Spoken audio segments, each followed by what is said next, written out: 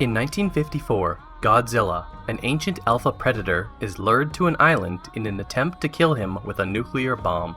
In 1999, Monarch scientists Ishiro Serizawa and Vivian Graham investigate a giant skeleton unearthed by a collapsed uranium mine in the Philippines. They find two giant spores, one dormant and one hatched, with a trail that leads out of the cave to the sea. In Japan, the Janjira nuclear power plant experiences unusual seismic activity.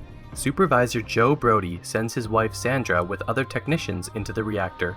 A tremor breaches the reactor, leaving Sandra and her team unable to escape while the plant collapses. 15 years later, Joe and Sandra's son Ford, a U.S. Navy explosive ordnance disposal officer, returns from a tour of duty to his wife Elle and young son Sam in San Francisco, but has to immediately depart for Japan after his father Joe is detained for trespassing in the Janjira quarantine zone. Joe is determined to find out the cause of the meltdown, and he persuades Ford to accompany him to their old home to retrieve vital data, but are discovered and taken to a facility in the plant's ruins. The facility harbors a massive glowing chrysalis that had been feeding off the plant's reactors for the past 15 years and emitting stronger electromagnetic pulses over time. A giant winged insect-like creature emerges and escapes, destroying the facility. Joe is severely injured and dies as Ford, Serizawa, and Graham are taken to the USS Saratoga. The incident is reported around the world as an earthquake. Serizawa and Graham join a U.S. Navy task force led by Admiral William Stenz to search for the creature, which they name MUTO, which stands for Massive Unidentified Terrestrial Organism. Serizawa and Graham reveal to Ford that a 1954 deep-sea expedition awakened Godzilla, and nuclear tests in the 1950s were really attempts to kill him, and when this didn't work, Project Monarch was established to secretly study Godzilla and similar monsters. They also reveal that in 1999, the MUTO traveled from the Philippine mine to Janjira and caused the meltdown. Ford reveals that Joe had monitored echolocation signals that indicated the MUTO was communicating with something, presumably Godzilla.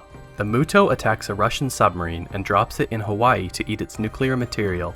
Godzilla arrives, causing a tsunami in Honolulu, and engages the MUTO in a brief battle until it flees. Serizawa deduces that the MUTO was communicating with something else, prompting the military to investigate the other spore stored in the Yucca Mountain Nuclear Waste Repository in Nevada.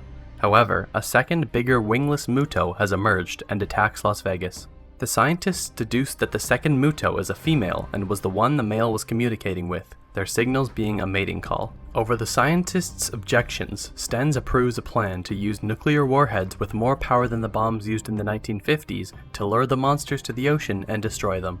Returning to the US, Ford joins the team delivering the warheads by train, but the female MUTO intercepts them and devours most of the warheads. The remaining warhead is airlifted with Ford to San Francisco and activated after Godzilla appears at the Golden Gate Bridge, but the male MUTO snatches it and takes it to the female, who forms a nest around it in the Chinatown area.